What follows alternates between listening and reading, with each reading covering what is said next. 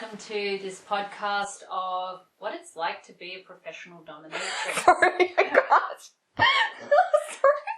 I have to the left of me Mistress Cherry, I'm Mistress Pandora, and the idiot off screen is our cameraman who deleted and ruined our first section of video. He'll be dealt with later. Yes, he will be dealt with later. We will illustrate. But we have a list of questions that are most commonly asked to us as mistresses, and we thought we'd use this opportunity to have a chat and maybe answer some of those questions. So we wrote them down because neither of our memories are the best. So you can start. Okay, so the first question is, which is quite a good one, how did you become a mistress? Well, as I was mentioning before the cameraman destroyed that video, I actually was watching a TV series called Castle, and during one of these episodes or something, they were going in and investigating this dungeon with all these mistresses, and they were all in their leather and heels, and they were very dominant, and I was looking at that, and I was thinking they were doing all the activities I both did and the personality I naturally was. And I thought, I really want that. I really want to do that. So I immediately went online, not even when the episode ended, just the second that scene ended, went online, looked up every place that offered fetish in Melbourne, and within an hour, booked an appointment, and I was determined I was going to be a mistress. Did you go for any of the other dungeons? I think I messaged a few of them, but the one we went to was the one that got back to me and organised an appointment for the next day. And that's how long it took me to be a mistress. Which is one day. Which is like interesting going off that, is because I messaged some dungeons and I thought one of the dungeons had like 2 different locations. I don't know, there was somewhere on their website that they mentioned. I think I kind of our remember area. One there. There was one, I think it closed down after a bit. Yeah, and so they had messaged me first and given me an appointment, and I'm like, oh yeah, I'm ready to go. And I'd like talk to them on the phone and everything, and they seemed awesome. And then I'm like, oh, what's the address? Like, and you couldn't figure it out? In Sydney, and I'm like, oh. So I'll have to like, not do it because Can't get there in time. I thought you guys would know.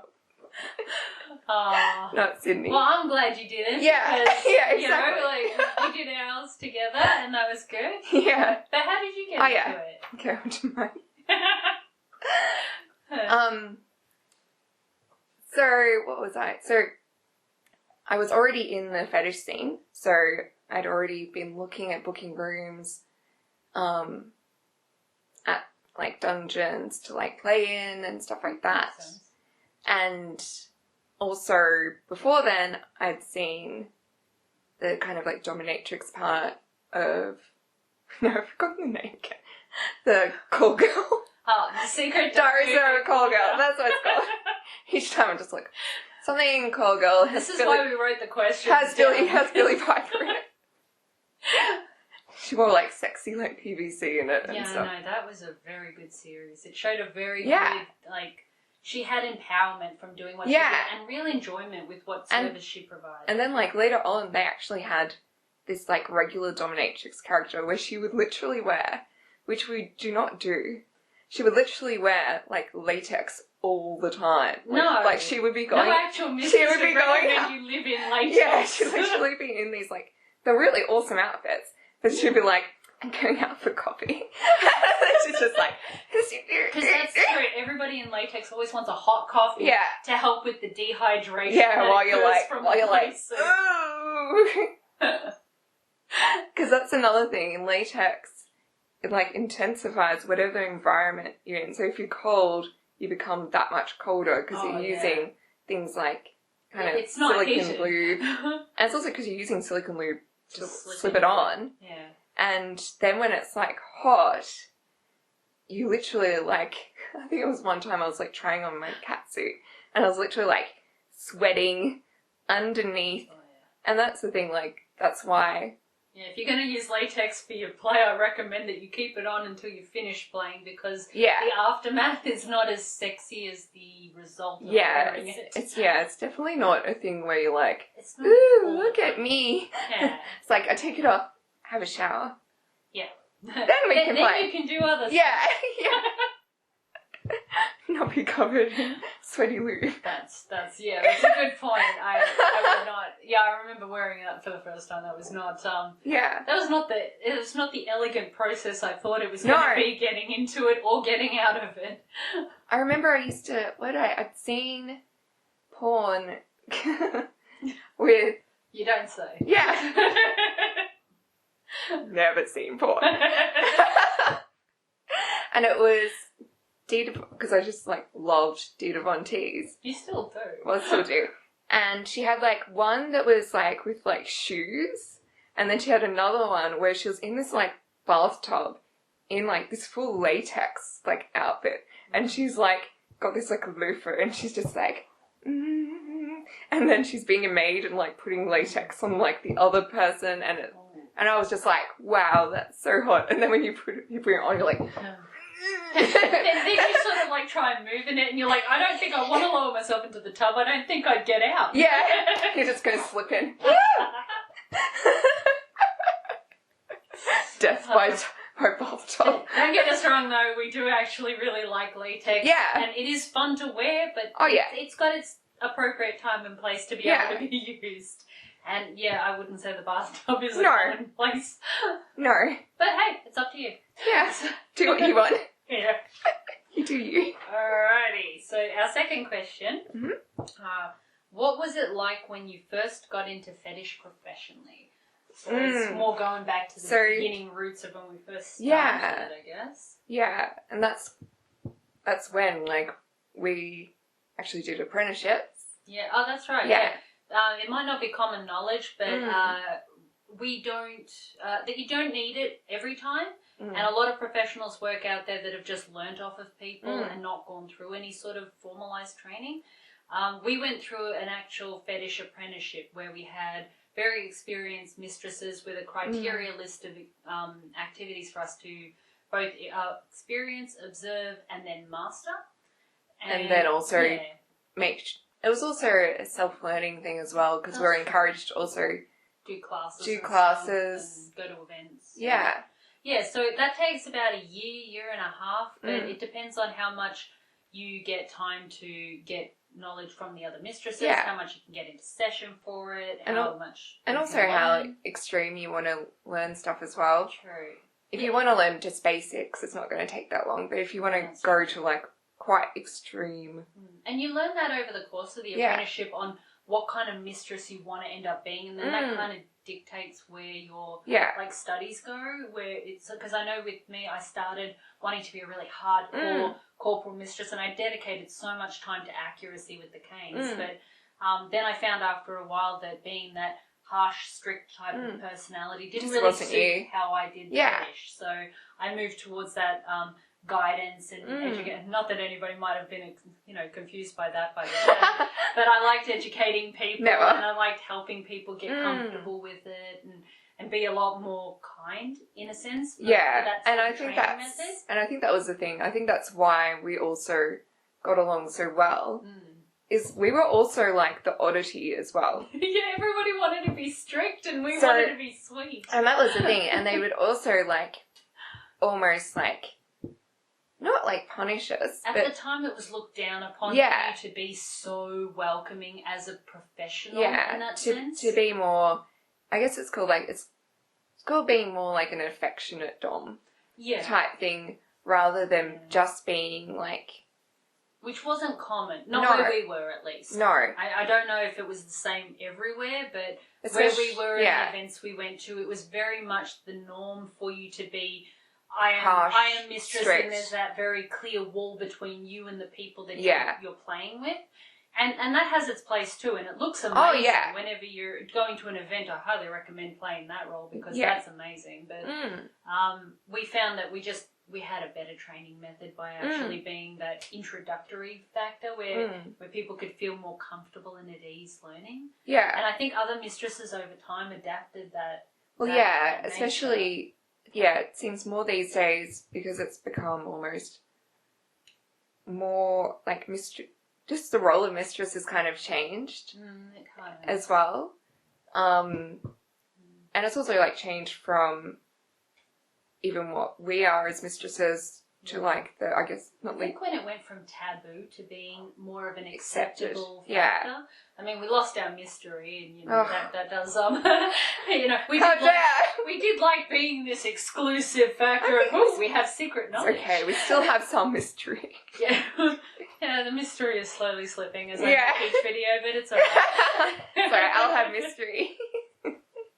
We will create new mystery. That's just how good we are. Yeah. But yeah, it's good to see that it evolved to that, because I kind of want everybody to, instead of thinking of it, because with mystery there also came that factor of being bad or disgraceful or evil or violent or anything like that, whereas when you allow more knowledge to get through, people get a better understanding of you and of what we do.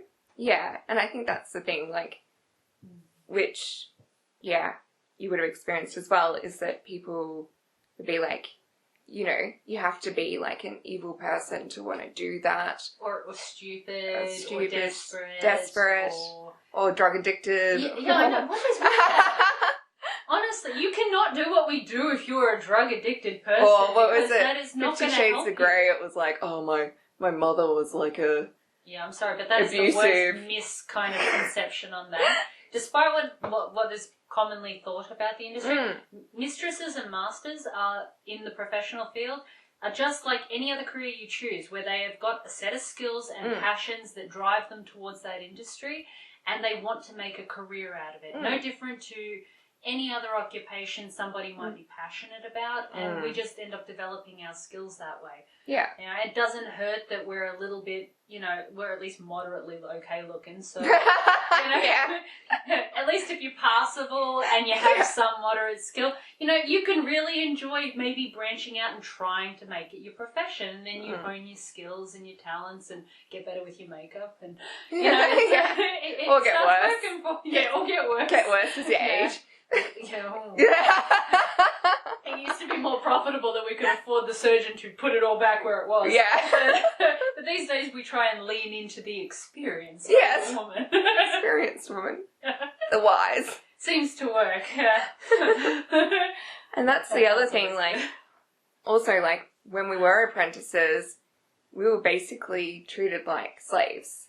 And also, like, to get sessions, we would have to literally, like, be running after each mistress, cleaning their rooms in the off chance that they would let us come into a session and gain some knowledge. Yeah, which I actually really liked, that we could offer something in return, because each time that the mistress would bring you into their session, they are potentially losing a client to you privilege. If the client seems to like you. So, and they're also sharing a great deal of wealth of knowledge. And I think that was kind of fair that they did that. I don't think they do that as much anymore. No. But I actually thought it was a really good structure of teaching the discipline of keeping the room clean, organising equipment, learning really well and understanding that role. Yeah, and it also, I guess, taught us kind of how to slave train as well. That's true. Being the slaves. But we were very different submissives when we did those things. You were the bratty type that always kind of like was like against the rules, and me, I kind of really lent into the whole, yes, master. Why would you do that? You know you like it. I like it, but I'm just also just like, push harder. Yeah, but it's true. But it's also about the kind of submissives we seem to do. Well, it's also... It depends. If I've got a female sub, then I want her to be super obedient. Yeah, and that's the thing. Well, and that's also the thing. You bring also your experience and your personality in with it as well. So, like, I actually enjoy subs that are bratty because I enjoy being a brat tamer. You just like trying to break them. That's it's like, if they don't give her anything to work with, then she's like, oh, you need to give me some fight and I shall crush you. Let me tie you up. Whereas me, I'm just like, do not question me, do not come in this room questioning me, just do as you're told and I will not hurt you. But it's different things. But it's different personalities as well. Because that's the thing, like, because I'm, you know, out of, and that's the thing, like, kind of like our personal lives as well. Because I'm more of like a brat and like to push, you know, to be like, because I want people to go harder. And I can confirm this, she is a brat. Yeah. And I think that's the other thing, it's also, I think, came from, even with the mistressing, because you're gaining all this knowledge and know how to, like, you know, hit correctly and stuff like that. When people aren't doing that correctly or they're not hitting hard enough, it's almost like, and of course you're doing this with, like, consent and stuff. Yeah. Like, please, a disclaimer here that anything that we discuss is actually where everybody has consented yeah, and appreciated safe, sane, consensual. Yes. Is that recording? Don't talk to me. Yeah. But yeah, it does actually include your personality, because I find that the slightly OCD parts of me made me very much want to be completely accurate and very in control at all times. And the creative part of you came up with a whole bunch of new and inventive ways to be able to make sessions more customized to each individual when you were trying to make it all creative. Whereas I kind of customize it to how I want it to look. Yeah. And then someone comes in and wants that particular structure. Customize it to what I want to look like with the role playing so and you're stuff. more flexible with creating new stuff than what I do. Yeah. I'm like, they're like, I want this, and I'm like, I can do it. Yeah, so my creativity, like once an established session is done, is I think I can rearrange the room so it's got more space. One time I literally I made like a little cave before with like sheets and stuff and all this stuff. We did a lot of weird stuff. Yeah. When you first start out as an apprentice, you don't have a great deal of work. Not at the very beginning, because you're mainly doing observation, you're reading and you're learning. And you're still learning, stuff. yeah, exactly. Yeah, so we also had a lot of free time, and when we were trying to escape mistresses who wanted to test out yet another cane on us, oh my god, sometimes we would get away with being mischievous and running around and sort of create little forts. We'd hide in cupboards and cages, which is dangerous to do because the locks are on the outside. Yeah. And they used to have coffins. Yeah, that's right. But after a while, we stopped using the coffin. It became a storage coffin. Yeah. I think they stored the milk in there or something. Yeah, I think they still store the milk in there. It's UTH milk. It's like the one that you can put in the pantry. Yeah. Or a coffin. Just put it in a coffin? Yeah, coffin milk. Yeah. It's all the rage in the fetish world. It's just, it's just the place of rest, the coffin. That's true. That's where mistresses rest. Is that okay? Alright. So our next one is, what is your favourite fetish? Can you really have a favourite fetish? Like there's ones that... But then I think it grows with time as well. But it changes. And that's the thing, like... I guess I always have Makel fetish there. It's always going to be top one. Like Makel fetish and roleplay are definitely always my top. Yeah. But I also then, it kind of, it's a hard one because then there's also like so many other cool things that I'm just like, trampling is really cool. But then in a couple of months I might be like, oh, but this is cool. Or, yeah. I think all you can do is have your current favourites. I don't think you can have a favourite overall. Like, I mean, you can enjoy any fetish with the right person and the right environment or feeling that way.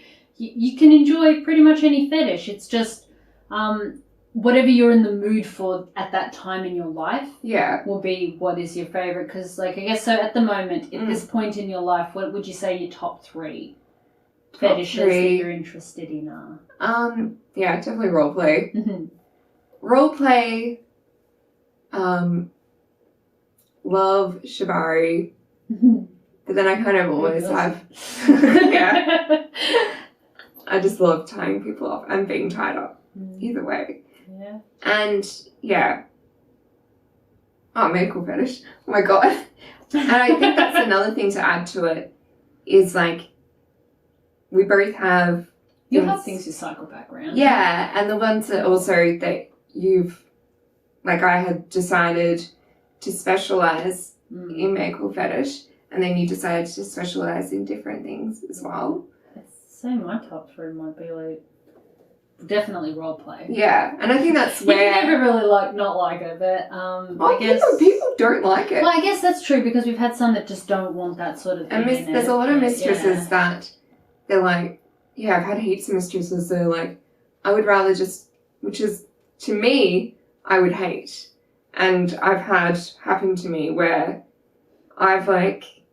Just be an instrument of torture, don't speak. No, that they want me just to dress up in that character but not act like that character. Yeah, that's not do a role play. And I've like designed this whole like scenario and role play and I've gotten into character and I've done like my makeup for like hours and that's one of the worst things. They talk so much about, oh, please be in the medical outfit, please have the medical equipment ready in the medical room, and you've gone to this whole effort of creating this whole role play, and then they get there and they're like, oh no, let's not do any of that stuff. Let's just look at the outfit. Yeah, I just liked it for the look. I don't actually care about that character. Yeah, that can be a bit tough. And I think especially since we are both like kind of like geeky people in like personalities. Roleplay is so good for that. Is that if people like, you can also put in like your geeky knowledge into that. So we had great time. There's been times where we've done we did like Batman. Yeah. Where we played Poison Ivy and that definitely helped Catwoman who was torturing Robin. Yeah, and that definitely helped that I am like a comic geek. So I was able to like put that in. And then also you were able to put something... I also knew a lot of that because I knew a lot about Catwoman. That's who I played. Yeah, exactly. I had a great interest in her and we had even like the cages and stuff. Yeah. We were saying dialogue from comic books and movies. And then you can both work. And even like the client was loving it because he's like working off it too. So he's like, like I know about this and this. And I'm like, yes. Yeah. But we've even done that with... it doesn't even have to be so specific. It was even like a medieval torture one. That was so fun. We burnt the edges of scroll paper and stuff and wrote and figured out crimes that you would have been committed for in that time point. Yeah, we picked specific music for it. We put, not real candles because that's dangerous, but the little candles that have the lights in it around. Yeah. We got really into it. It was actually very disappointing because we put all this effort. We tried so hard. And the client did not like the medieval components of it, even though he asked for it. Yeah, that's right.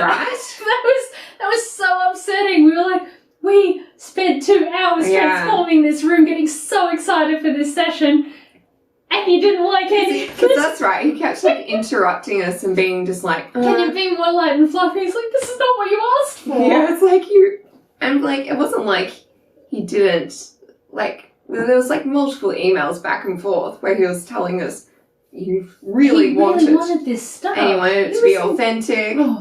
Yeah, and that's the thing. You'll get people who... If it was authentic, we would have flailed him. Yeah. He should be thankful we did not get to this stage. And that's the thing. But that's the thing. Like, we enjoy roleplay, but then there's plenty of other mistresses that would be like, I just want to go in the outfit. I don't like actually playing the character. And that's fine too, but that's something that you discuss with the person. Yeah, but that's what I'm meaning as well. Like, not everyone likes roleplay as much as we do. I guess at the moment we're saying roleplay is probably our front category for this because it's incredibly versatile to be used with in conjunction with tons of other fetishes. Yeah. I'd say the only other stuff that I'm super into at the moment that I've liked doing is tickling people. Oh, that's a good one. I like the involuntary reactions of someone and things like gagging. She doesn't like being tickled though. No, mind you. I am a tickler, not a tickly. Only once have I had her down and tickled her.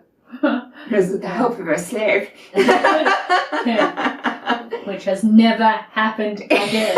Nor will it. It was very enjoyable. Yeah, I imagine. I enjoy tickling others and it's fun. Yeah. Especially when they don't like it. It's like even better. That's true. But if they've asked for it, that's cool. And that's the other thing, like,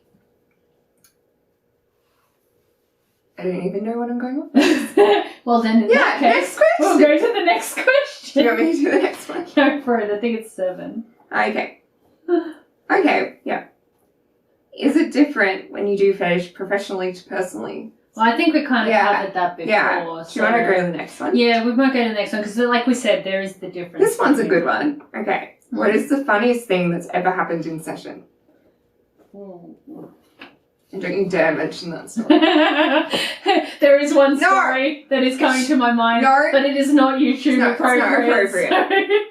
Not allowed. But it was really funny. I'm still gonna get her. Yeah. I won't tell you the details of it, but what happened was something occurred and she was unable to speak and I was giggling about it and laughing and she was giving me like angry kind of hand gestures, death eyes about it, and it made me want to burst out laughing more. And it was very funny and she did not find it funny at all, and that's what made it even better. So I'm still planning my evil plan. Besides that one occasion that shall not be spoken of. Yeah. Shall not be named. There have been there was one funny occasion where we were working. It was on a Sunday, and usually Sundays were a bit more calm at this stage. And more chill the day. two of us and a few other mistresses, what we were doing is we decided to collectively make scones. Oh yes, I remember this one. It was fun, and we'd just gotten, like, it had been quiet all day. We finally got the scones out. They were just cooling. We were ready to eat them.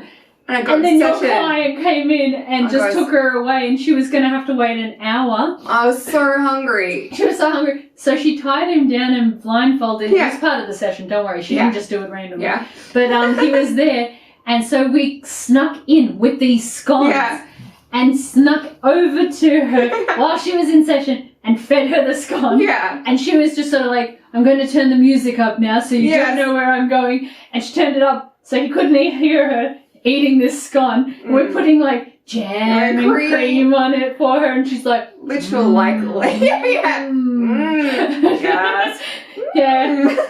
yeah. Even when she had to use both hands on that, we were helping with the sensation. It was like, why is there multiple hands on me?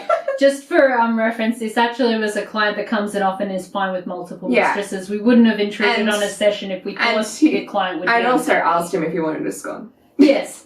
So then after a while he did notice that she was eating. I think he probably also like smelled the he goes, I can smell food. And and then she just sort of looked down at him and went, do you want some scone?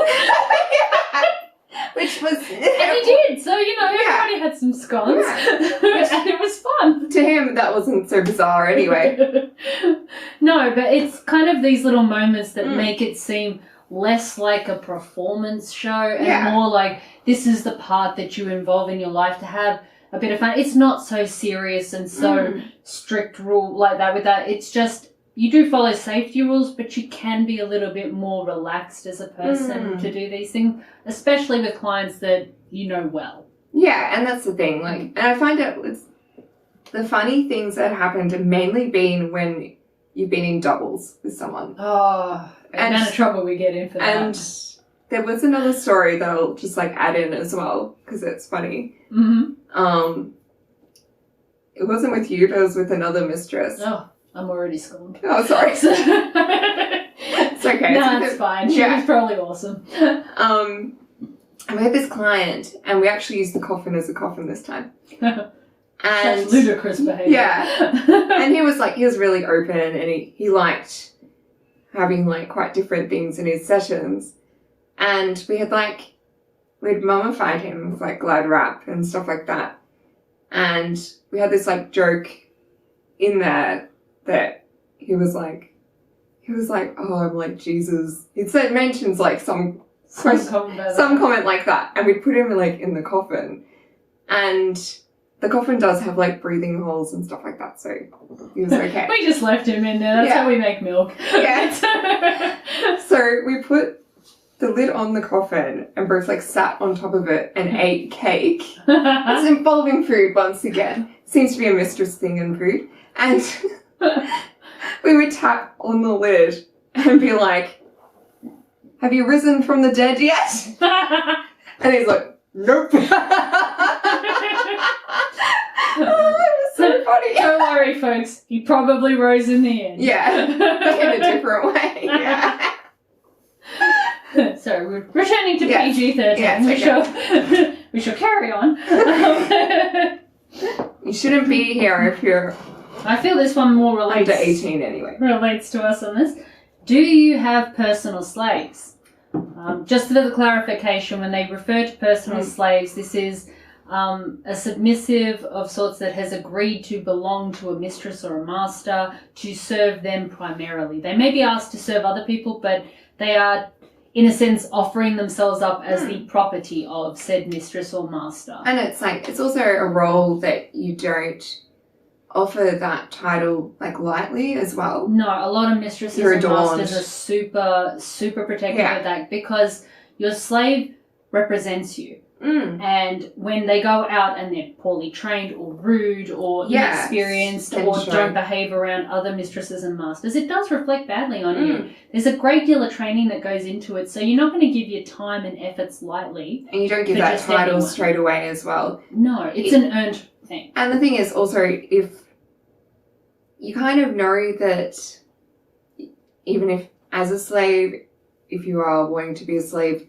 to someone, if they just give you the title slave, like not even meeting you, you know that it's not right. Yeah. No.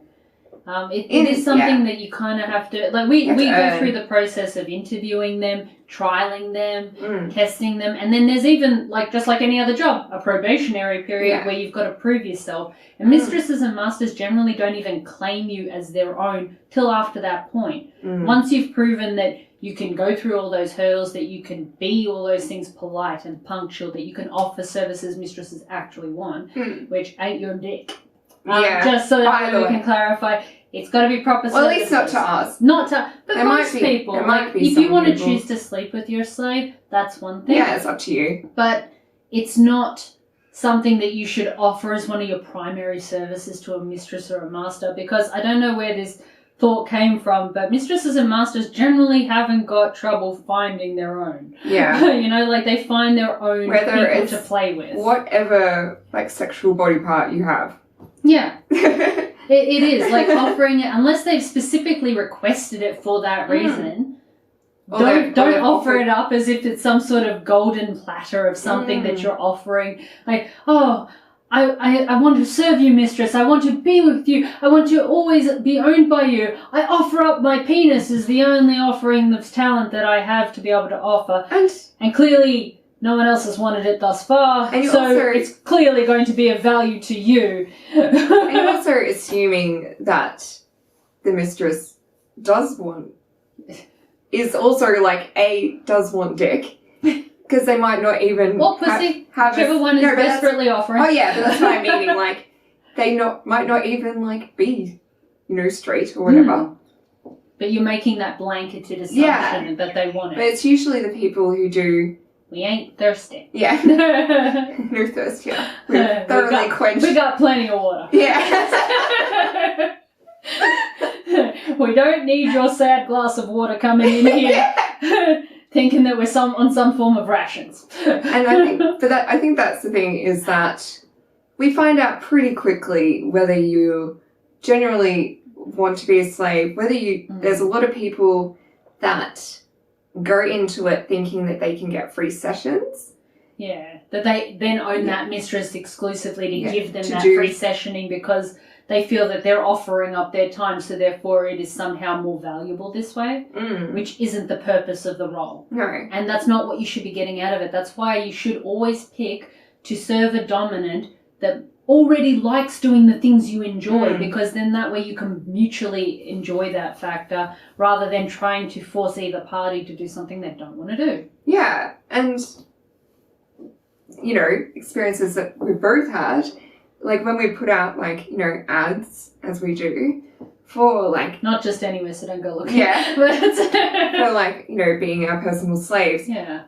Is that we'll have, because also from experiences of having lots of people go through the process, we're going to make basically a list of things. What we require. Like any other job, these are the requirements we want. If you enjoy these things and this is what we're offering to you. These are things we're not offering. Yeah, then you can obviously apply and try for that. And we are more than happy to discuss it with you. Yeah. But it's when people see things like, I don't offer sexual services, I like medical play, and they'll come in going, medical play is a hard limit for me, but I can offer sexual services. It's like you clearly haven't read that, and that is not the person you are suited to. Yeah, and a lot of times I won't even respond to those because it's not worth my time. Wasting. Or you'll see ones that they write these like giant like paragraphs about how like fantastic you are and it's so lovely. Worse than that, I got ones where sort of like, well, since I was 12, I'd been thinking about this. It's like, this is thesis of this person's life that they've just delivered to a complete stranger.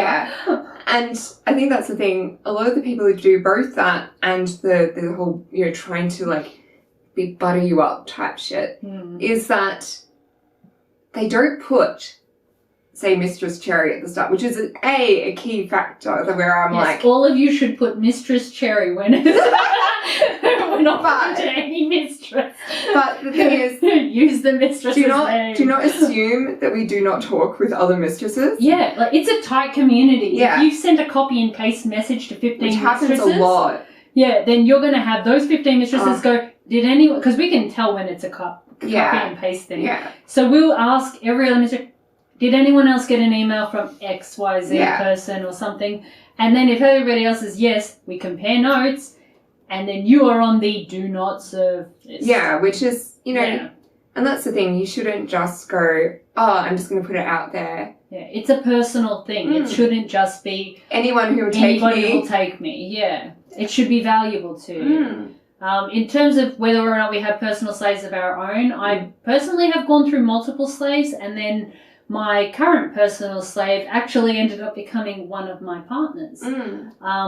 Which is interesting. Which can happen because, like I said, it's a very personal thing. You connect, you get very close and stuff, but that doesn't always happen. I've had many slaves where they served for a long time, but it didn't actually eventuate in that regard, and it didn't last. It just doesn't fell have apart. to. It's normal. And it depends on what you're looking for as well. Like, I know that I'm never looking for anything sexual, and I'm more traditional in I just want them to be a domestic slave type thing. But yeah, we've both gone through. You heard it, folks. So if you like dressing up in lovely kind of fetish attire, being probably gagged for the occasion, and doing domestic chores, remember, address it as Mistress Cherry. Yes. Also, I won't even look at you. For me, at the moment, I don't think I'm... Like, even taking on multiple slaves is actually a lot of work. You want to balance your time with them. You've got to do training. Honestly, we'd all love to have a harem of incredibly talented and skilled slaves. But that'd be a dream. At the same time, it's a lot of work. That's almost like a full-time job in itself. Just one slave is a full-time job. And then it's also preference. We find there are a lot less female submissives wanting a mistress. Like, there might be a lot wanting a master, but not a great deal looking to be a slave for a mistress. So if you are looking for a female slave specifically, it's harder that way too. Yeah. But yeah. Well, we can also talk about experiences we've had training slaves, because we've had interesting... Oh, yes. Tip for the wise. If you are training in a professional dungeon with professional mistresses around, if you are caught trying to listen into personal conversations, you deserve every bull-kicking moment, every lashing on your butt, because that is absolutely one of the top things that will violate a mistress's privacy, the respect for them, and I don't really... I can't imagine a single mistress or master that would tolerate that kind of nonsense. It's very disrespectful.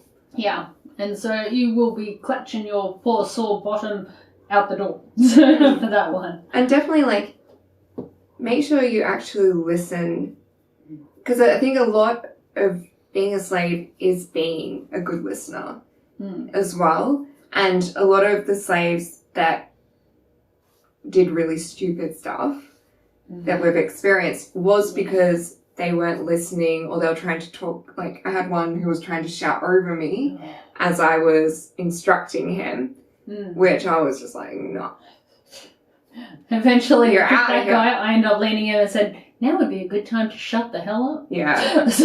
Because it's not the way that works. And if you don't find that you're not fitting into that thing, then what you're looking to be is not a slave, but what you're looking to get is a session. Yeah, which is fine. Which is fine. Just go for the session. Yeah, there's no reason why you have to be a personal slave in order to have those fetishes met. So just be you going in for a session, and then you can cater it to what you actually want rather than trying to go under the vise of slave. And I think that's another really big thing about the slave and mistress dynamic is a lot of trust. Yeah. So if you're basically lying about your intentions, we're going to find out pretty quickly anyway. Yeah. And you will probably end up finding that you're going to have a very hard time finding another mistress or master after that. Because if you make a terrible impression with one, they're going to tell. It's not going to be something they're going to try and protect other mistresses and masters from wasting their time and knowledge on someone who is being false about their intentions. Or if other mistresses ask, oh, like, you were training this guy and he's looking to be a slave for me. Like, what do you think? Was it a personality clash or was he just a bad slave? Yeah, you need to make a good impression if you want to actually be. Yeah, it doesn't mean that you're going to always click with a mistress. Oh, yeah, and that's totally fine as well. You can find... I've had some slaves that are very good at following instruction, did everything correct, came neat and punctual, nothing wrong with the service, but the personalities didn't quite like, they didn't quite meet. And so we both kind of understood that, like, that connection that should be happening isn't occurring. Or it would just suit a different mistress. Yeah, exactly. Yeah. Like, I would have been happy to recommend that person on to many other people and hope that he finds who he is best suited to, but it just wasn't for me. Whereas my current personal slave was someone that came along and I was absolutely against wanting to have any kind of connection because I'd gone through a couple of slaves and I was very much drained from my energy of training them and all that sort of nonsense. But, then sort of walking down the aisle and then, things changed. So probably helped that I came in as the father figure while you were like in that time to come and discipline him. Yeah, that kind of helped. Support you in your role. It was good. It was amazing, like in the sense that these people will come into your life and they will offer something and be looking for something, and as you exchange what you need, you find that bond and that connection grows and makes it strong, and then you have trust with it. And in my case, it resulted in having another amazing partner who I love very dearly, and it's very different to how I'd been with other situations, even when it was successful. Yeah. Which is different, whereas I feel you would have, like, well, don't worry, if you make this impossible standard, I'm sure you will last a lifetime. Good luck. Not that bad. She's pretty bad. It's basics. On the plus side, for the guy or girl that manages to, I don't know, climb the Everest of quality standards. You're talking more about relationships. No, not even that. But just even as a slave, I've seen you train them. But even at that, the person who makes that pinnacle, I mean, honestly, that is the person I'm taking out for a beer because honestly, that is impressive. I have my rules and I do not bend. I might bend a little bit, but not. But you got to earn that right. Yeah, you have to earn that right. And I think that's also with any slave. You have to also earn that right. Yeah, there are things that you will earn over time. And even there are some situations where mistresses will tattoo or brand their slaves, but that is not something they do like, oh, well, it's day 2. It's more, you earn that right. And if you can survive X amount of years in that service and prove yourself, like that's kind of almost like your badge of honor, your reward, and it shows a very permanent thing. Well, also the thing of like the traditions of like a slave being collared. Yeah. It's very much like a thing of, you're now like naming this slave as like. Yeah, I think I didn't collar mine until a year in. Yeah. So then, and it's also seen as like a gift to them as well. Yeah, they've earned their mistress's approval and the honour of being able to be publicly acknowledged at that point. We thought we would continue what we were up to. So what's the next question? Okay, so the next question, which is a really interesting one, is what was it like working with other mistresses and masters? Oh, jeez. Mixed emotions is the best way to describe that one. because you meet some amazing people. Like that you gel with well. Yeah. Like, you're my best mate, and we met because we had so much time one day that we weren't getting a lot of business through the door, so we were sitting there for hours, and I was watching, I decided I wanted to see how much tentacle porn I could watch in a single sitting. And so I was watching it, and I was like halfway through the second video or something, and I hadn't really even spoken to you much, and then I was watching the computer, and you popped your head around and you go, is that tentacle porn? Because, you know, it's a great passion of ours. It was. And I was like, yes, it is. And so that we spent 3 hours watching every bit of tentacle porn we could possibly find. And trying to find the best tentacle porn. That's true. Yeah, the answer is it's done in anime form. Yeah, not 3D one. No, for some reason it just lost a bit of its impact with that. But this again is personal preference. Yeah. And, you know, being mistresses, our preference is the correct preference. So do not question our preferences. Exactly. So trust me, if you agree with us, you are on the right path. Yeah. But yeah, like that was a really good experience, and we met many other mistresses and masters that, you know, became great friends or taught us something amazing or were just really amazing to watch when you got the opportunity. But in balance with that, we also came across quite a few toxic individuals, ones who wanted to, I guess, dictate and dominate over everybody else, which I guess goes with the territory. But at the same time, the way they went about it was really bad. They were trying to undermine other mistresses. They were trying to take clients from people. Yeah, that real, like, just negative, toxic Yeah, but I think that is in any workplace. You're going to find individuals that are not the... like, either don't gel with you or are not the nicest, or generally tend to cause a bit of problems and confusion in a workplace where it's unnecessary. People who don't care about others, I think. Like, or care more about themselves. Yeah, it's all about their needs and wanting to get, like, to their goal, and they don't care if they're...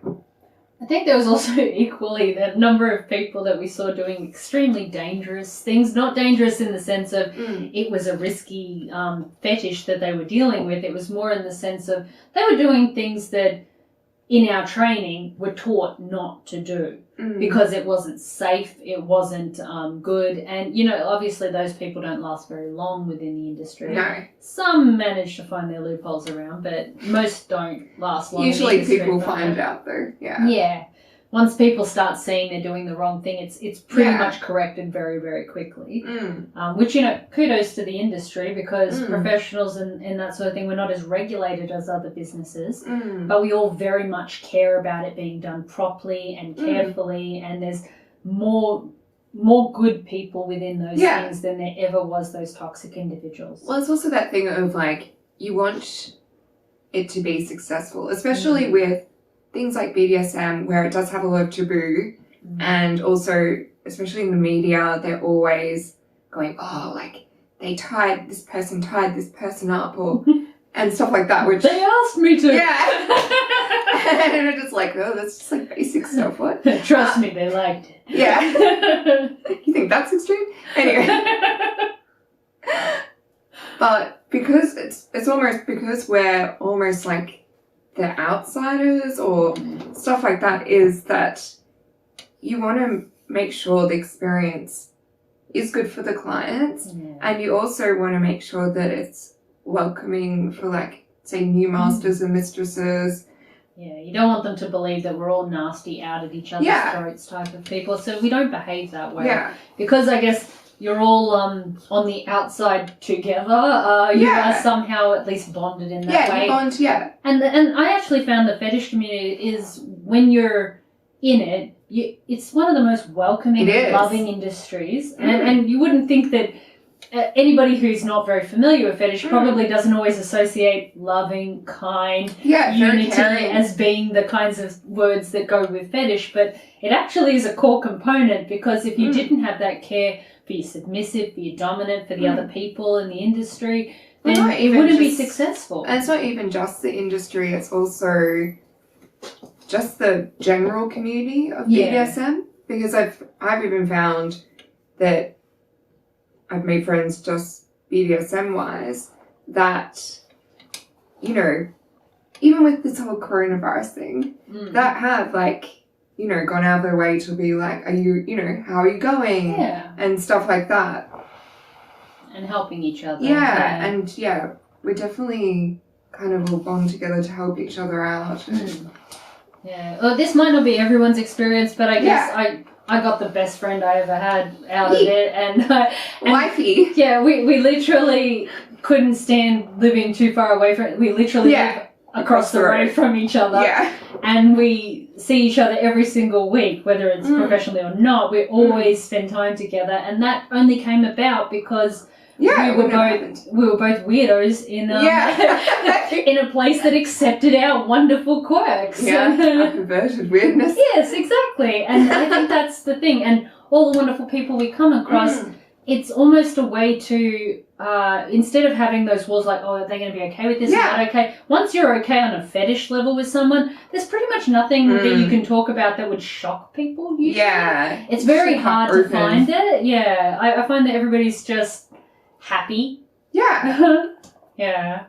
And, like, yes, there are, like, even with, like, say, like, the lifestyles, there are the ones that are, like, and it's like any community, there's always the ones that are, like, try to do the whole, like, gatekeeping type thing. Like, you have, you know, you have to be this way or else, like, you're wrong or whatever. And it's, and I think that's just where we're just like, oh, whatever, do your thing. It's also dangerous to start sharing the info because, unfortunately, if you do the gatekeeping thing, then as generations go on, all this knowledge and all this information gets lost. And I can't imagine, you know, like how there's history and science, and as we lose particular things over time for extinction or crumbling of mountains or anything like that, we lose some of the history that was there or something unique that we didn't even know about because it no longer exists. Yeah, if no one talks about it. Exactly. And I'm thinking, how many other fetishes are out there that we just didn't get to remember because it was developed at a time where it was more relevant and then it was refined and honed and then it just got lost. And it's also like interesting saying that, how it's almost like when we started there was certain fetishes that were more popular. Yeah, that's true. And it was more, I guess, because it was more on the extreme side. So we got to do more sessions that were, you know, considered traditional and more extreme. Whereas like these days it's very like there's a new set of common. Yeah, there's a new set of common fetishes that seems to have taken over what we once originally learnt as the common ones. So that's pretty cool. Which, I mean, originally it was sort of like your hardcore caning, heavy humiliation, interrogation, and they were very, like, very present. Yeah, very, very present. And then it kind of moved to that role play, foot fetish, golden showers type thing where it kind of moved towards that sort of area, and then they became very popular. Yeah.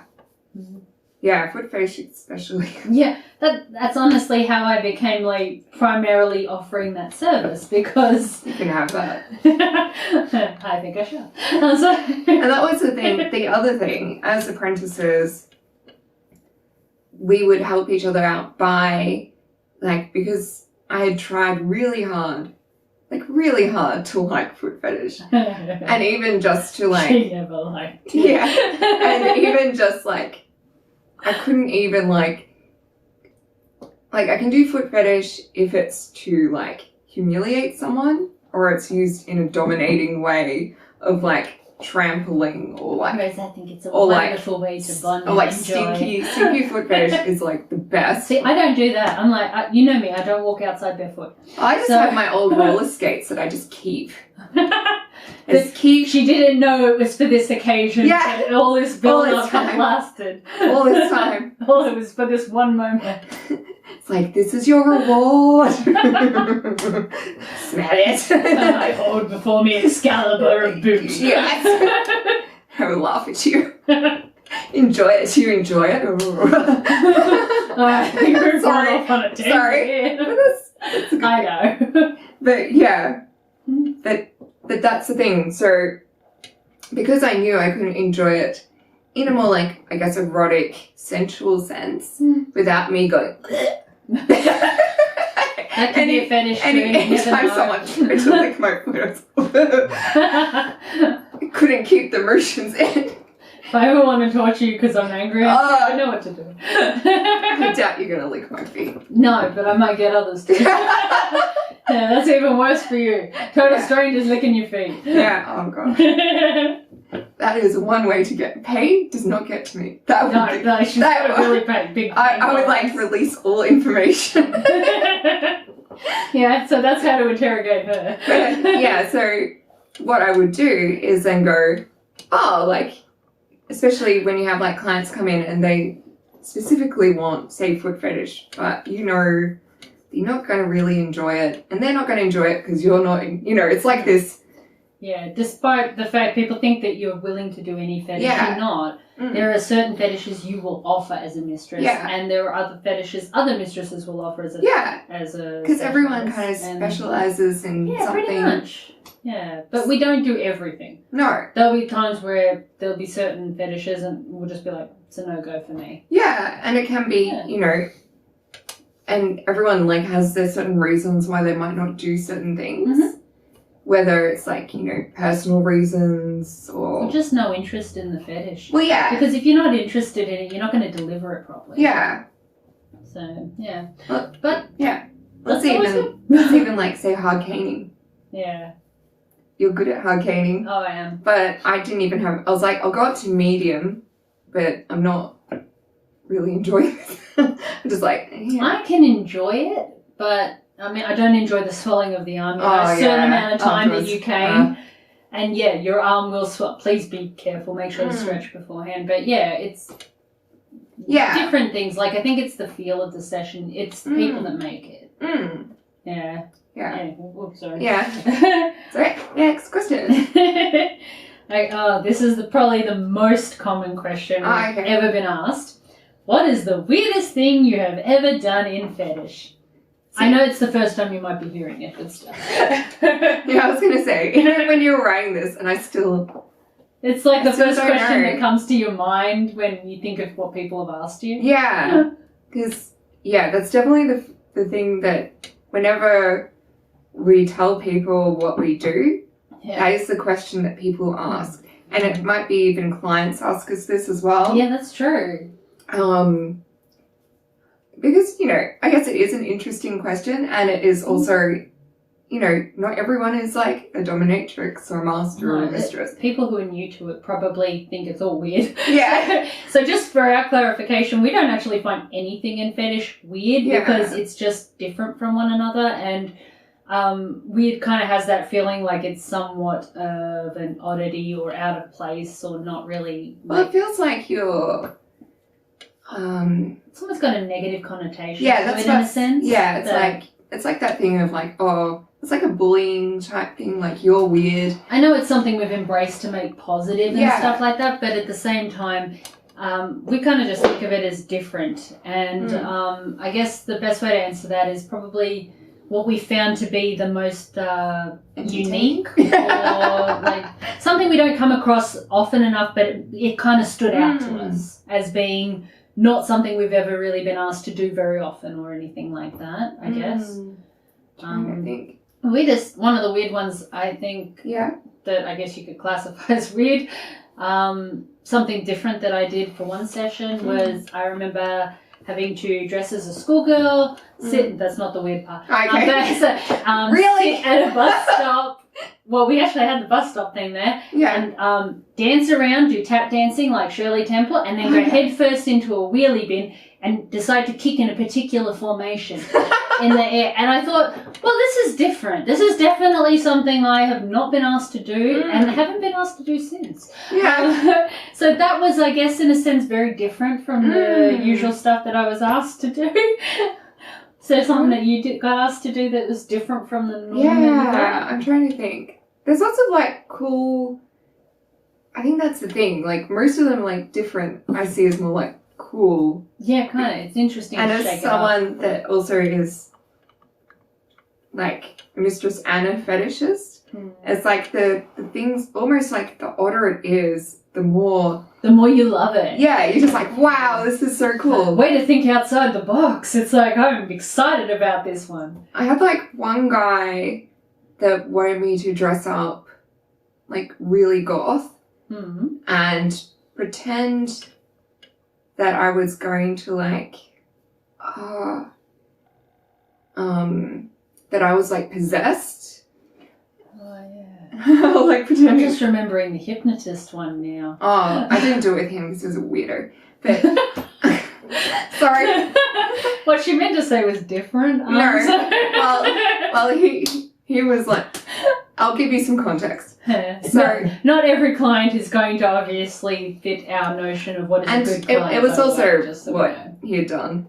So he was like, because I wasn't offering anything like submissive, and he was like, I'm going to hypnotize you and you're going to want me and you're not going to remember anything, and then, you know, I'm going to do all this like stuff to you and you're going to enjoy it and all this stuff, and I'm just like, not happening, bro. Yeah. So that's where mine came from. It was more like because he was being really disrespectful. That's true. And wanting to be, you know, that's like quite. That's one of the worst. That's not about coming in contact with them. Consensual. No. It's not safe because I didn't know what he was going to do. On the plus side, he wasn't actually a hypnotist, so yeah. there was no chance of him successfully going was that other guy that you would hypnotize him as well? I think he wanted to be a chicken when he was hypnotized. Oh, so you hypnotized him, not hypnotized. Yeah. Oh, okay, so it's a completely different guy. Different people. That guy was fun. This is how common these things can become because you never know. Yeah. Everybody takes a different approach of things, and it's kind of cool. But yeah. But yeah, apparently I was in my weird one. I was like possessed. I had to act like I was like possessed by the devil and going to like, tie him up and... I can't see you being possessed by the devil. No. I can see you trying to cross now. over into anime, but not the devil. No. It doesn't really suit you. Freak him out. I think I did well.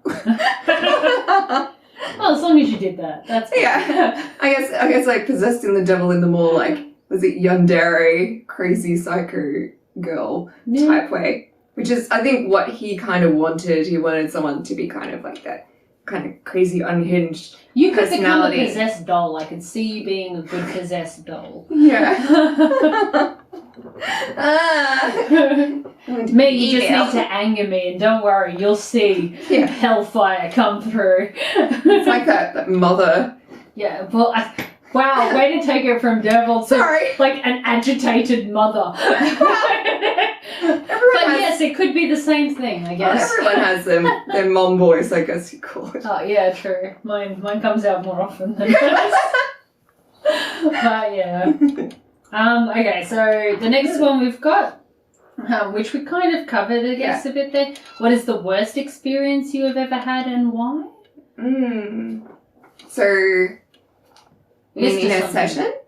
Well, or just in general? Well, actually, that's an interesting question to sort of figure out because in terms of sessions, we can kind of deal with when things go wrong with that. But I guess when you deal with anything out in the world, if you come across some prejudice or you come across a negative experience out and about, it I guess it hurts more that way. I would say I think that's probably the way to answer that question is when like, especially like people that you're opening up to and that you're very accepting of them. Yeah, like friends or family or relationships and things like that. And it can go horribly wrong even if they say they accept every part of you. Yeah. And like it when you do it with them in private. Oh, yeah. But the second that they know that this is where you got your training from or this is where you got your experience from, they take a very different stance on it. Like, it's okay in theory, but when it attaches to you, it's suddenly not okay. So, or it's like, oh, do you do this? Yeah, they just assume you do everything under the sun after that. Yeah.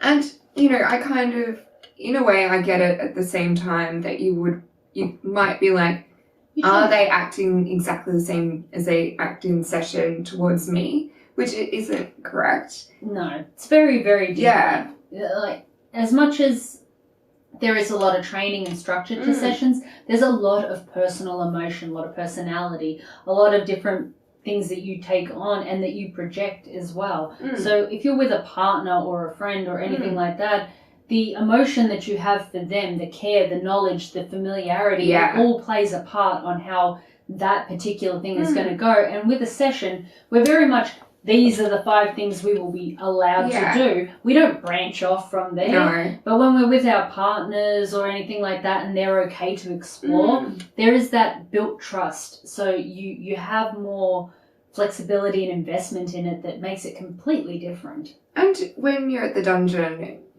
or like privately working, you are also putting on this kind of mistress role. Yeah, not that it's a fake role, but it's just who you are when you want to be in that headspace. Yeah, exactly. So it's like, okay, I'm in mistress mode now, this is me.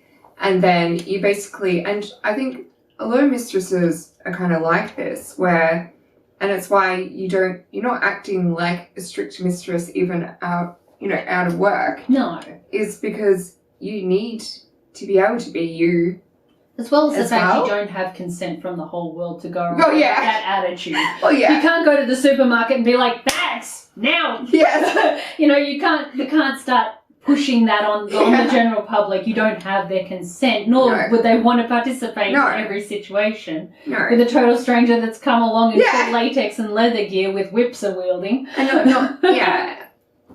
and that's the thing, like, even with, like, fantasies, you don't want that in reality. No, you don't want to be watching TV and then have someone say, now be a footstool. Yeah. So you kind of want a little bit of that lenience in order to show a comfortable version of yourself and your play version. Just kind of like you're not always in the mood. Yeah, exactly. And I think that's the thing. Everyone, even if you're not a mistress, you have certain, like, personalities for, like, different situations. Like, you might act a bit different around your family. You might act a different, like, with your workmates, and you might, I'd say probably bad experiences I would chalk up more to when you've gone out in the world and people are aware of what you do or the things that you are interested in, and someone has a strong opinion, which doesn't bother me if someone has a strong opinion against it, but in the sense that they categorize your whole person as part of this, sort of like as if, oh, you like chocolate? Well, you must be scum. It's like, there's nothing else to there's you. No in between with that. You're not a complete person to them. You are just this, and that's it. And that's the part I find problematic, is that people don't see you as the person that has these attributes. Yeah. They see you as the attribute that has no person. Exactly. And so they feel they can talk about you however they wish and refer to you however they want, and that's the part that I guess is the offensive part. And it does hurt. And it hurts less the more you get used to it, because you realise you don't care about their opinion. But it does hurt. It hurts more when I see someone speak like that to another mistress or another person within fetish, because you are super protective. You know these are amazing people and they just have personality that they're willing to share. They're willing to share this information with people, and that takes bravery and guts, and it's vulnerable, and it's a way of them trying to feel complete with having those two sides of themselves match, and people then decide to dump all over that. Yeah, when they have very little knowledge, by the way. I hate that it comes from a really uninformed position most of the time. Yeah, it's very much that assuming. Yeah, it is like, I saw a news report once that said this about your particular industry, so therefore you're all monsters. Yeah. It's like... You're abusive, or, Yeah, whereas they would never want that judgment placed on them from just one action. Which, you know what, I can't really say I didn't do the same. I saw that one personality trait come out in them, and I decided I did not want to be friends with them. Yeah. And I think that's another thing, like, in a way, being, I guess, a bit more different and stuff like that is a kind of good way to find out, like, who really likes you for you. Yeah, exactly. So there's more like a distinct line with our because I think it's easy for everyone to say, I accept you however you wish to be, whatever you want to identify as or do, But when people are actually presented with an actual obstacle to sort of get their head around, especially when they don't know about it, it is a very different situation. And it's almost easier for someone to go block it off and just go, no. Yeah. I don't want to know that. Okay, so this is an interesting question. Having before talked about the worst experiences, where's the best thing about being a mistress?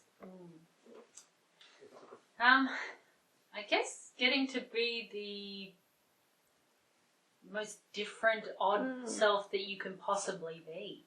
Explore that. Yeah, you never have limitations. You got the fact that everything from the way you design your clothes to outfits to styles can be pushed right into any place you want, and even things about your sexuality, the fetishes you enjoy, all of that builds into that confidence that you start exuding because you start getting super happy about the persona you are creating that is an evolving of you, and it creates this person that gives you strength and gives you confidence. And you're able to, and I think that's the thing, even in your, personal life, and we've, in person we've talked about this before, is how the profession, changes you to be more confident in being, a strong woman type thing. It really does. And it also, will change, if you've had, to actually, have the confidence to kind of, step up. Even when you're defending other people or defending fetish in general, you find that you kind of build this immense sense of pride and honor for the whole of fetish that you start developing strength to stand up for anybody being, I guess, in a sense, persecuted for being different, for having something that is not the status quo. And I saw that with a lot of fetish people, that they would actually be the confident person to intervene if they saw violence or abuse or even verbal abuse or bullying or anything like that. They became far more confident to step in and be okay to try and mediate the situation or explain it. Yeah. You also become, a sense, champions for fetish, where you start educating people who do not know anything about fetish about the fact that it's not as scary as it seems. Or even just because there's a lot of assumptions to certain fetishes, for example, things like your DDLG. You might need to explain what that is. Okay, so it's so it's you either have a day dom or a mummy dom, which are more your affectionate doms, and then you have the submissive that's either a little girl or a little boy, and those are just terms. It's not. Yeah, it's the roles they're playing, and it actually has nothing to do with wanting to actually be with children. No, but more the nurturing relationship that you have. It's more a nurturing dynamic type thing. And played from an innocent mindset. Yeah. And I think that's the thing. There's a lot of people that are just no, that's, you're just practicing to one of your kids and stuff, which is pedophiles.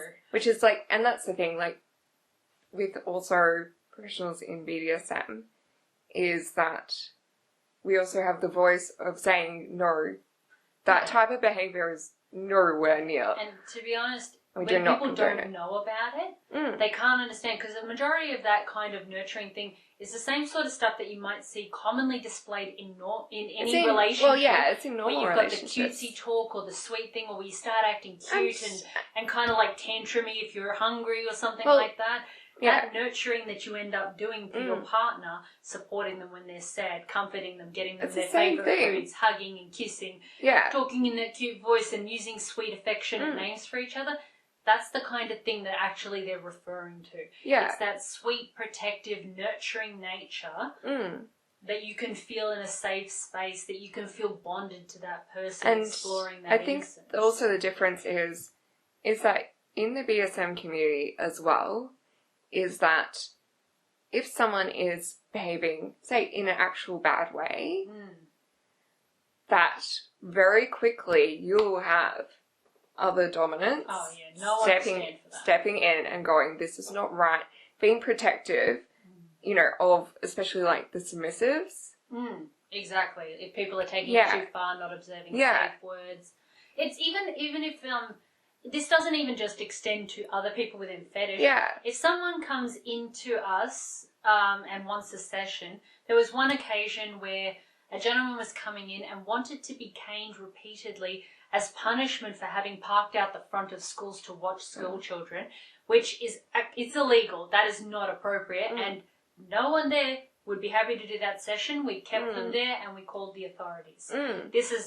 We in no way condone it. And even though it's like, oh, he thought he was getting punishment for that, it doesn't make it acceptable or right, and in no way does anyone in the fetish community condone any activity. It's also like not that. Something that we are there to... No, we're not there to alleviate you of guilt of doing actual wrong.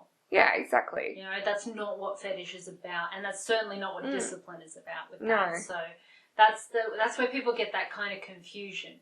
And when they don't know much about the industry, the best thing about having that knowledge is that you become better at being able to explain to people these things. Because then you can, and that's the thing, when I have had people in the past do that, and like, you know, we're both done sessions where we're like mummy doms and stuff like that, and because we are both more affectionate mistresses. By nature. That I have, like, gone, no, it's actually, like, a term that actually more means you're more of, like, an affectionate dom rather than... The term should probably be affectionate protector, really. You're more like almost this carer dynamic type thing compared to... Yeah, it's referring to a nurturing role, not an actual parent and child situation. It's just the roles that are adapted from the loving nature of parents to children, in that kind of taking that very, just the personality for it, in the sense of caring for another that means something to you, that they feel they can trust you completely and you'll protect them and take care of things, and that's the feeling that's And also those it. terms have actually come from, in like the 1950s, it was quite common to call, like, your partner, like, daddy. And it wasn't seen as... It was like almost like this kind of, like, rocker thing. You're like, oh, he's my daddy. Or something like that. Yeah. But it's... You think that's where that daddy-o thing came from? Yeah, and that was the thing. But it's because, you know, obviously there's people out there that are not doing the right thing, and that's where these assumptions... like, come from. Yeah. It is in no way the same thing. No. Yeah, but that's yeah. Yeah, that's one of the better things. I'm going off on a tangent. But yeah, it's one of the best things about being a mistress is having that voice. Yeah, having that. Even as a person who is quite, like, introverted, I used to be, like, extremely shy and wouldn't, like, use my voice to, like, you know, stand up for myself and stuff like that. I found that very soon on, I was starting to do that. And that was like that personal growth of going, you know, I'm not standing for this. Or, you know, I'm going to protect this person from, like, experiencing these things, or... I think it was a bit different for me because I guess I've always been a very dominant, extroverted person. So for me, standing up for people in pain or being bullied or things like that was something I'd been doing since I was in high school. But the good thing about it is that when I got into fetish, what it taught me was actually a different lesson of don't just assume everybody's out to attack. Yeah. You know, and which is good because I always came to the defense thinking somebody was going to be hurt or bullied or put down in a sense. But then fetish taught me that it comes from a lack of understanding most of the time. So teaching me that patience was actually an amazing thing about being a mistress, because then you learnt to answer people's questions, that you didn't assume it was an attack. Yeah. And it was a genuine inquiry about what we do and how to understand it, because in their mind all they've got is like a news report plucked out of the air of one bad thing happening and what they see in porn, which is that they do exist, but they're not the main core of how that sort of thing can be described. And there's this huge, massive section in the middle between those two things that they just don't see, and they won't see unless you explain it. Yeah, exactly. So, and I think that also is good that also it kind of helped that even before we were mistresses, we were both people who liked teaching. And even being able to, like, explore it that way as well. It's a great way to learn. If you can teach, you can learn. Yeah. That's the best thing. Yeah. I shall go to our final question for the day. Sorry, but I'm pretty sure we've talked your ears off now. Yeah. How has being... Oh, jeez. We might have already covered this. How has being a professional dominatrix impacted your life? Well, I guess we could also go off on how it's impacted, like... I guess I'm a little bit different. How it's impacted, like, your personal life. Yeah, maybe we'll focus more on, like, some personal experiences. Yeah. So I guess impacting your personal life, so it's both in a good way with, like, you know, friends and being, like, a community that's, like, more intertwined, but then I have had, like, family members who didn't agree with it at all. Yeah, I've had family members that don't agree too. I come from an Italian family, so they register their disgust by throwing, like, slippers. So it's like, seems to be a common thing. But you know what? That's how you know they love you. Yeah. If they did nothing, you'd know you've lost them. But you know what? The fact that they're willing to register that, they still care. But I think for me, the being able to show friends how to do certain things. Yeah, that's good. I love that. And knowing they've kind of then like, you showed me how to use the cane and now I'm really into it and I found a partner that's also into it. Yeah. And now we're really close because of it and we never would have actually kind of gotten this close had it not been for me having that knowledge. Exactly. Or just going like, you know, having friends like ask you like, oh, I wanted to like ask about this certain fetish or how to do this like with my partner. And I guess also because we like, you know, people like enjoying BDSM is that you want to give that knowledge so that then they can like also enjoy it themselves, not have bad experiences because they've, you know, accidentally done stuff. I caned him too hard, now he can't feel his left leg. Yeah. So it's like, well, if you had had proper training, it's and that can ruin it. But I find as well that because of the fact that we're comfortable with fetish, because people feel they can talk to you about that, I found friends that are willing to open up even about things that were, I guess, in a sense, going on in their life that probably shouldn't have been going on, like abuse or a bad partner or something like that. And they didn't feel comfortable telling anybody because they felt they would be judged. But when you've got this persona of, well, you're already in fetish and BDSM, you've kind of already been in a professional capacity of what is considered very highly sexualized. It's sort of, you are already at that point where it's like, who are you to judge? Yeah, so and we are very... They open up to you. Non-judge. I think that's another thing. We are very like, you can't really... We can be judged, don't get us wrong. It's not like we're going around innocently going, everyone is all wonderful. Yeah, even though you would want to be Disney princess. I do love Disney. I'll just be the evil queen on the side. I didn't say which part of Disney.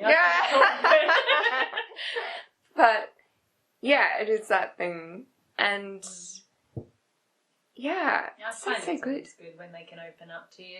I feel that you can bond with people very easily. Yeah. And you never also, when you're meeting someone new, it can be really tense when you don't know anything about each other. The second, and the most common question, what do you do for a living? Yeah. So the second that you say, I'm a professional dominatrix, the conversation is on. It changes real quick. They have 75 questions they must ask you in this very moment. Which at the same time, like we were talking about before, it can be a bad thing at the same time. It can get a little because sometimes I won't mention it because I'm like, I have, you know, because we're like people, so we have other things that, you know, make us a person or other passions as well.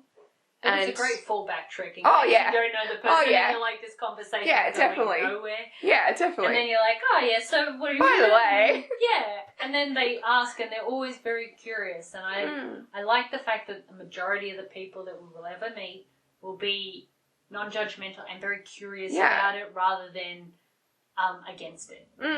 Which is good. And that's becoming more, I guess, the norm for us. Yeah, exactly. Yeah. So that's probably a good thing to do. Anyhow, we've talked for long enough and we've taken up enough of everybody's time. We hope everyone's being safe at this point for coronavirus and staying inside. Make sure to wash your hands. Yeah, and as part of that sort of support, we don't usually do online sessioning, and there's obviously going to be a limitation to what we can do online. But if you do require and would like an online session just to sort of stave off the mental torture of being inside for too long or anything, or because you can't go to your usual mistress or master because of it, we're going to be leaving an email down below so that way you can contact us and we can send you the information of what we can offer. So you get the opportunity to maybe have a session. We're not going to offer like 3-hour sessions, don't get confused, but at least as an option. If you want to, the email address is there. If not, we hope you like and subscribe to this channel, and we hope that you enjoyed the podcast. If you have any questions that you wanted to ask that you don't feel we covered, please put them in the comments. Yeah, we quite enjoy like seeing that, and even being able to, if you do enjoy the podcast or you see areas where you'd like us to improve it as well.